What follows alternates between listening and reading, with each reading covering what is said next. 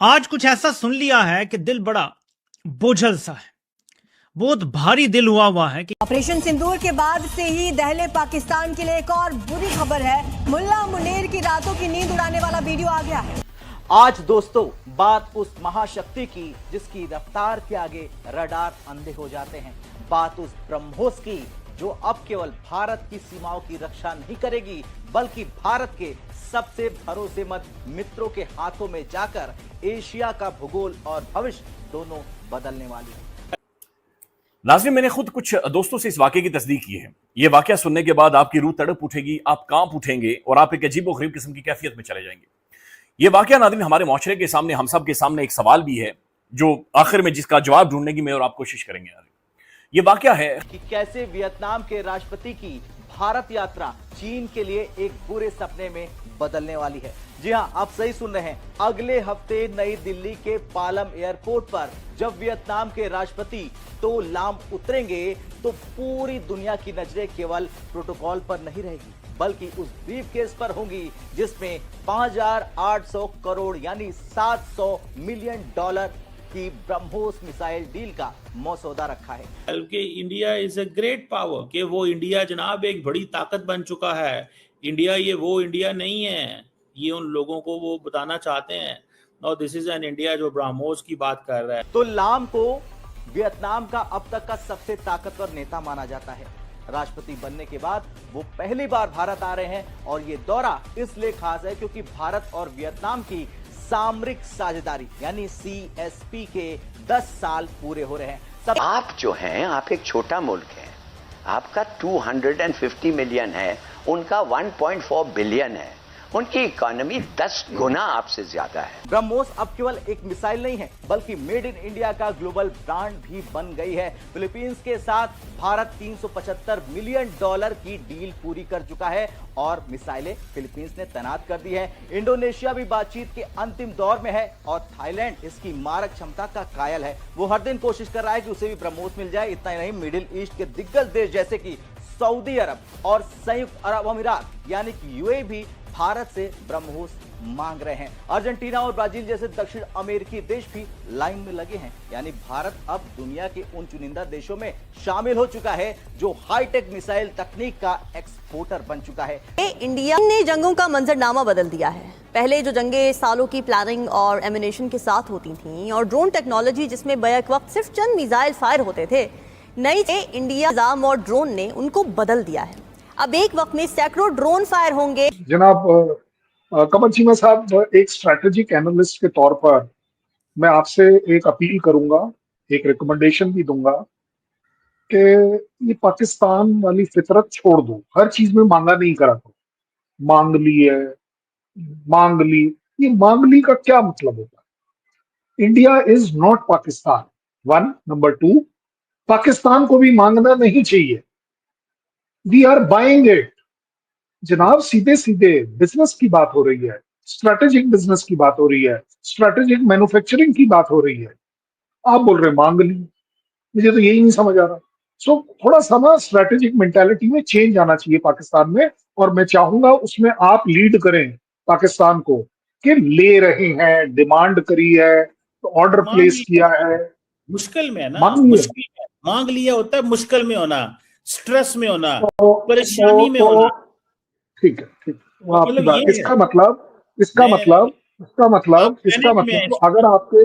अगर आपके prime minister साहब कहते हैं कि मैंने कटोरा लेकर अब घूमना बंद कर दिया है, मैं मांग मांग के तंग आ गया हूं, तो उसका मैं बुरा मानूंगा या अच्छा मानूंगा? मुझे नहीं लगता कि अच्छा मानूंगा। ये अच्छी बात नहीं करी उन्होंने। कल साहब, आप जो मर्जी बात करें, मैं आपको नहीं मना करूंगा। मैं नहीं कर रहा। सुने तो सही ना, आप जो मर्जी आर्गुमेंट दें, जो मर्जी आर्गुमेंट दे, मैं आपको ये नहीं कहूंगा। मैं तो ये सिर्फ कह रहा हूं कि पैनिक क्यों है इंडियन फौज के अंदर कि और कहा कि ये जल्दी दें क्योंकि वो बहुत देर से आपको नहीं दे रहे थे। आपने जैसे जैसे जो पॉइंट बोले हैं मैंने लिख लिए हैं।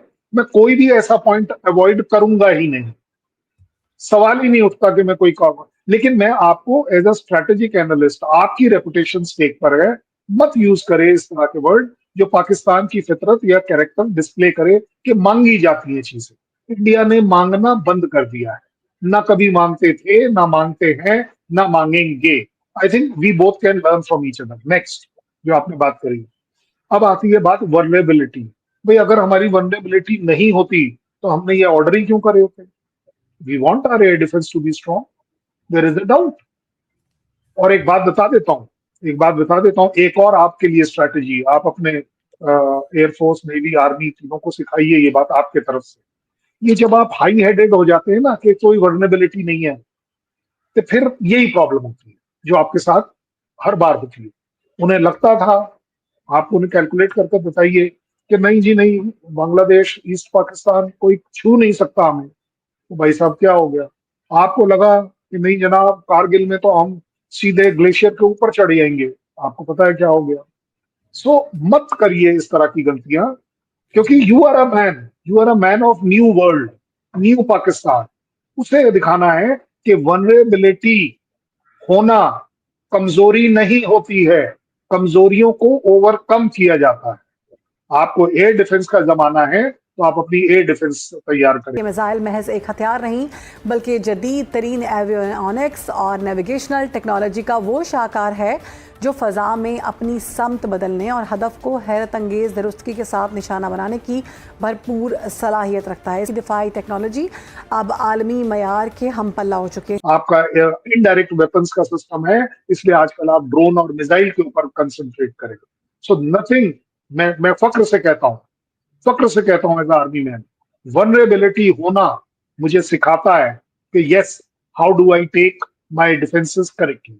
नेक्स्ट, हम कमजोर हो गए, वेल जो भी कह लीजिए। आपको लगता है अगर हम कमजोर हो गए तो हमारे तो एयर चीफ का स्टेटमेंट ऑन रिकॉर्ड है कि अगर आपको लगता है कि हम कमजोर हो गए हैं तो अगली बार आप उतनी ही धड़ल्ले से आने की कोशिश करेंगे, and then we will show you what is the surprise factor in that. उसमें आपको दिख जाएगा। उससे भी बड़ी बात, मुझे एक बात बताओ, सही बताना, पवन सिंह साहब दिल पर हाथ रखते, सच्चाई के साथ, ईमानदारी के साथ, लास्ट एक साल में कौन सा ऐसा यूएस का चीफ है या कमांडर है जो आपके यहाँ विजिट करके गया? चीन की नींद उड़ गई है। क्या आपको पता है वियतनाम के राष्ट्रपति भारत क्यों आ रहे हैं? $700 मिलियन की एक ऐसी डील जिसने पाकिस्तान से लेकर बीजिंग तक खलबली मचा दी है। दोस्तों, वियतनाम के राष्ट्रपति तो लैम अगले हफ्ते भारत के दौरे पर हैं और इस विजिट का सबसे बड़ा हाईलाइट है ब्रह्मोस मिसाइल डील।